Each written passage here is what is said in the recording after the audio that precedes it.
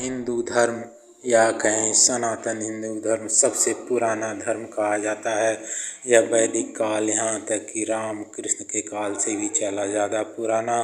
और वहाँ तक भी पहुँच जाता है जब राम और कृष्ण नहीं थे और सिर्फ ऋषियों मुनियों का ज़माना था। वहाँ से चलते हुए यह धर्म आज 2023 में सबसे पुराने धर्म का तमगा लिए हुए खड़ा है। और तमाम आँधियाँ आई, तमाम उलझने आई, तमाम झंझावात आए, तमाम आक्रमणों पर आक्रमण हुए, गुलामियों पर गुलामी झेला। संसार की सारी सभ्यताएं, यमन की सभ्यता, कौन कौन सी सभ्यता क्या नाम गिनाऊं, सभी मिट गई, सभी समाप्त हो गई, सभी खत्म हो गई। लेकिन हिंदू धर्म की सभ्यता आज तक जिंदा है। इस सभ्यता में यदि सबसे बड़ा रोल किसी का है तो वह शूद्र जातियों का है। उसमें भी सबसे बड़ा रोल तो चमार जाति का है, क्योंकि यही जाति जिसने अपने ही धर्म के उच्च जातियों द्वारा प्रताड़ना सही, अपने ही धर्म के उच्च जातियों द्वारा छुआछूत का दंश झेला। यही जाति जो अपने धर्म के उच्च जातियों द्वारा मारी गई, सताई गई, काटी गई और यहाँ तक कि इनके मारे जाने पर उच्च जातियों ने यह फार्मूला बना दिया था कि एक चमार का मरना और एक कीड़े मकोड़े का मरना में कोई अंतर नहीं है। और सज़ा के केस में भी इनके साथ वही हुआ कि यदि एक चमार मर जाए, यदि हत्या कर दी जाए तो उसके पाप से, उसकी सज़ा से निवृत्त होने के लिए गंगा स्नान कर लीजिए, सब पाप धुल जाएगा, सब सज़ा से माफ़ हो जाएगी। ऐसी स्थिति में चमार जाति यदि हजारों हजार साल से हिंदू धर्म में टिकी हुई है तो यह कहा जाता सकता है कि यह चमार जाति, यह छोटी जाति, यह निम्न जाति हिंदू धर्म को आज तक बचाए रखी। यदि सभी छोटी जातियाँ, सभी निम्न जातियाँ आज हिंदू धर्म को छोड़ देती, तब से छोड़ देती, तो आज हिंदू धर्म का नामो निशान नहीं रहता, क्योंकि फिर इसमें तो वही रह जाते। क्योंकि हिंदू धर्म की पूर्ण व्यवस्था शासक और शोषित पर थी। कुछ जातियां ऊपर की थीं जो नीचे की जातियों के श्रम पर अपना जीवन यापन करती थी और इनको, चमार जाति को या इन छोटी जातियों को पढ़ने लिखने के अधिकार से भी वंचित कर दिया था। इन छोटी जातियों को धन दौलत संचय करने के अधिकार से भी वंचित कर दिया था। भला यदि किसी के बुद्धि को बांध दिया जाए, पढ़ने लिखने के अधिकार को समाप्त कर दिया जाए या किसी के धन दौलत के संचय पर के अधिकार को समाप्त कर दिया जाए और यदि वह थोड़ा भी धन दौलत संचय करे तो उसके धन दौलत को उच्च जाति के लोगों द्वारा छीन लिया जाता था। यदि वह थोड़ा खेत बाड़ी भी रखे, कुछ ज़मीन जट्ठा भी जंगल को साफ करके बनाकर अपना जीवन यापन करना चाहे तो उसको भी छीन लिया जाता था। ऐसी स्थिति में यह जाति या निम्न जाति पेट से ऊपर तो सोच ही नहीं सकती थी और बुद्धि तो थी ही नहीं। गांव में चमार का कुआं अलग, ब्राह्मण का कुआं अलग, पंडित का कुआं अलग, वैश्य का कुआं अलग। लेकिन ब्राह्मण के कुएं पर वैश्य जा सकता है, वैश्य के कुएं पर ब्राह्मण इमरजेंसी में जा सकता है, लेकिन चमार किसी के कुएं पर चढ़ गया तो उसका टांग तोड़ दिया जाएगा, उसको बांध करके उल्टा सिर लटका दिया जाएगा पेड़ से, क्योंकि तुमने तो ठाकुर का कुआं ही जूठा कर दिया, ठाकुर के कुएं को छू दिया, उसको अपवित्र कर दिया। भला हिंदुस्तान में अपनी ही जाति में नीचे के चमार जाति के साथ उच्च वर्गों की जातियों ने ऐसा अमानवीय व्यवहार किया, फिर भी वह चमार जाति हिंदू जाति में बनी रही। क्या यह चमार जाति की महानता नहीं थी? 75% निम्न जातियों ने अपने हिंदू जाति को इतनी कठिनाइयों में, इतने दुर्दिनों में, इतने मानवीय अत्याचार में भी नहीं छोड़ा। अगर ये 75 छोड़ देते तो हिंदू जाति, हिंदू धर्म और सनातन धर्म कहाँ पर होता, यह कल्पना से परे है। और यदि हिंदुस्तान में अंग्रेज़ों ने भी शासन किया, लेकिन ऐसा अमानवीय व्यवहार अंग्रेज़ों के इतर अन्य जातियों पर कभी नहीं किया, क्योंकि यह उनकी सोच में भी नहीं था कि इतर जातियाँ अछूत हैं, इनके साथ ऐसा अमानवीय व्यवहार किया जा सकता। हिंदुस्तान में मुग़लों ने भी शासन किया, लेकिन वह गैर मुग़लों के साथ भी ऐसी सोच नहीं रखते थे कि ये गैर मुग़ल अछूत हैं और इनको जो है छुआ नहीं जा सकता, इनको पानी नहीं पिया जा सकता, इनको मानव नहीं माना जा सकता, इनको आदमी नहीं माना जा सकता, इनको कीड़े मकोड़े ही माना जाएगा। हालांकि ये गुलाम हैं, फिर भी इनको मानव माना, इनके साथ छुआछूत का व्यवहार नहीं किया और इनके मानवीय अधिकार को कायम रखा। साथ ही साथ इनकी बुद्धि को नहीं रोका और इनके धन दौलत संचय को नहीं रोका। ये अंग्रेज़ों के काल में भी ऐसा ही हुआ कि उन्होंने गुलाम हिंदुस्तानियों के धन दौलत संचय को नहीं रोका, उनके साथ अमानवीय व्यवहार नहीं किया और साथ ही साथ उनके साथ छुआछूत का भी भेद नहीं रखा और हिंदुस्तानी जो गुलाम थे उनको कीड़ों मकोड़ों के समान नहीं माना, उनके मानवीय अधिकारों को माना और उनको शिक्षित किया, उनके लिए स्कूल कॉलेज खोले और उनके लिए लाइट और चेतना उनके समाज में लाई। मुग़लों ने भी यही किया, लाइट और चेतना समाज में लाई। भले ही अपने धर्म को बढ़ाने के लिए उन्होंने हिंदुओं को लालच दिया और उनसे धर्म परिवर्तन कराया। अंग्रेज़ों के समय में भी सेंट और ईसाई धर्म के अगुआ हिंदुस्तान में आए और गरीब अशिक्षित पेट से भूख से पीड़ित हिंदू जातियों को ईसाई बनाने का प्रयास किया और उसमें बहुत कुछ सफल रहे। लेकिन गरीब अशिक्षित पेट से अधमरा आधे पेट तक खाकर रहने वाले बुद्धि से पैदल बुद्धिहीन अछूत छोटी और निम्न जातियां भी अपने हिंदू धर्म के डोर को पकड़ी रहीं। फिर भी उन्होंने संपूर्ण हिंदू जातियां, निम्न जातियां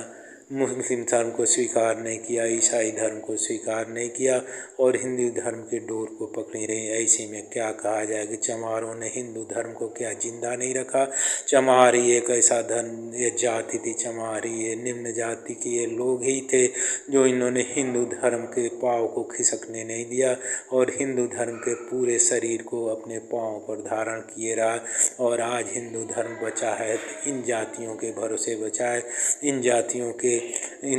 के अपने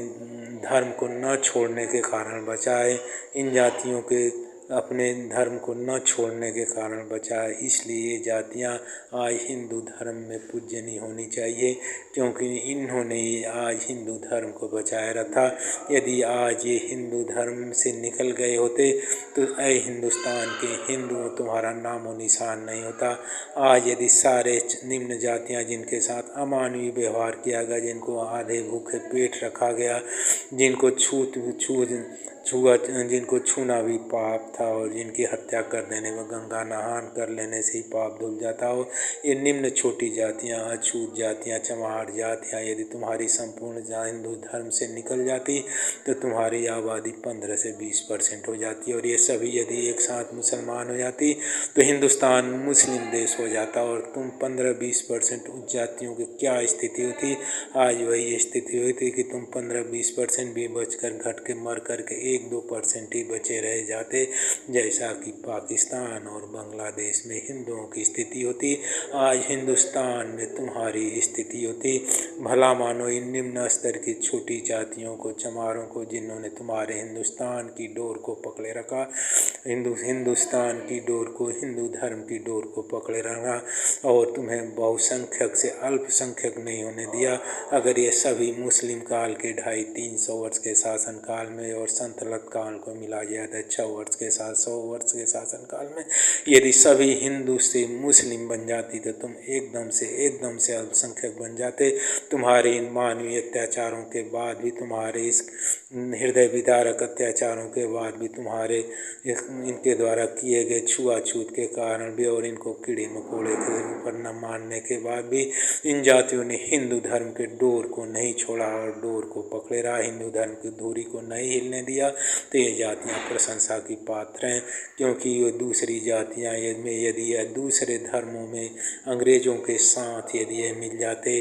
अपने धर्म को ईसाई धर्म में बदल देते या मुग़लों के साथ मिलकर अपने धर्म को छोड़कर ही मुग़ल बन जाते तो तुम्हारी आबादी 10-15% से ज़्यादा नहीं रह जाती उच्च जातियों। और एक ऐसा भी स्थिति आता कि जब हिंदुस्तान मुग़ल साम्राज्य बन जाता, हिंदुस्तान में मुग़लिस्तान बन जाता, तो तुम्हारी जो 10-15% की आबादी थी वो भी घट कर के 1-2% हो जाती और हिंदुस्तान जो आज हिंदुओं का देश,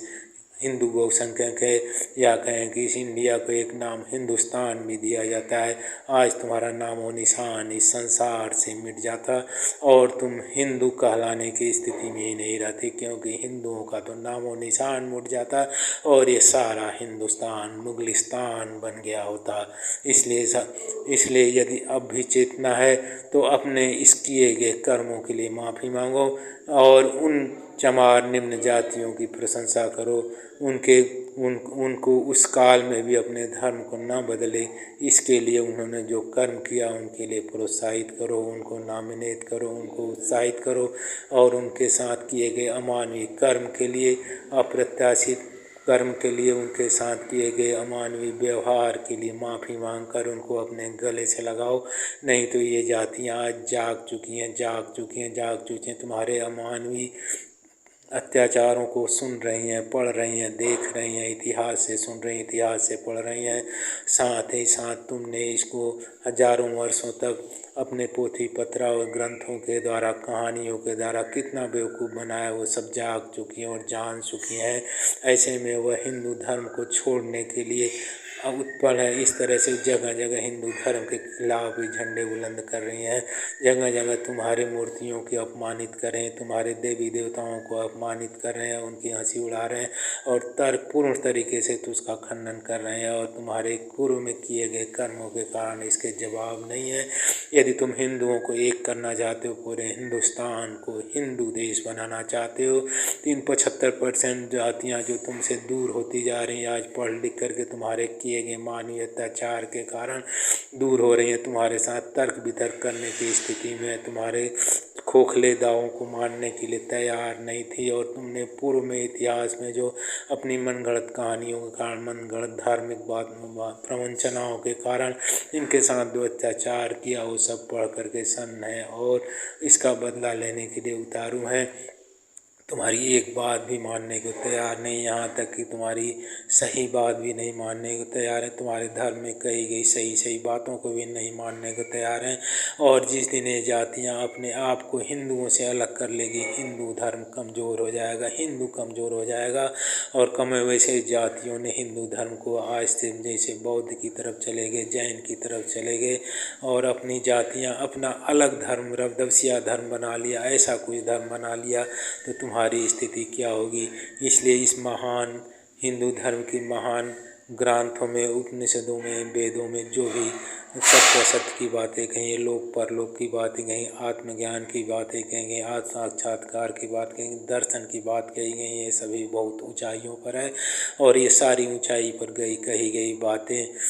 बातों के होते हुए भी आज निम्न जातियों, शूद्र जातियों, चमार जातियों आदि में तुम्हारे प्रति एक अत्यंत आक्रोश है। और यदि तुम हिंदू जाति को ऊंचा बनाना चाहते, हिंदू जाति को एक दुष्ट करना चाहते, पूरे हिंदुस्तान को हिंदू राष्ट्र बनाना चाहते हो, तो पहले इन जातियों के साथ किए गए अत्याचार के लिए माफ़ी मांगो और इन जातियों को सामूहिक रूप से सम्मानित करो और इन जातियों के साथ हुए अन्याय अत्याचार की भरपाई किसी भी तरीके से हो सके कर सको, क्योंकि तुम्हारे इस छोटे से बलिदान के कारण ही आज ये तुम्हारे साथ फिर से मिल करके सारे हिंदुस्तान ही नहीं, सारे वर्ल्ड में सनातन धर्म का, सनातन हिंदू धर्म का परचम लहरा सकते हैं। और यदि इन जातियों को तुम अपने से अलग कर दिए तो पूरे संसार में,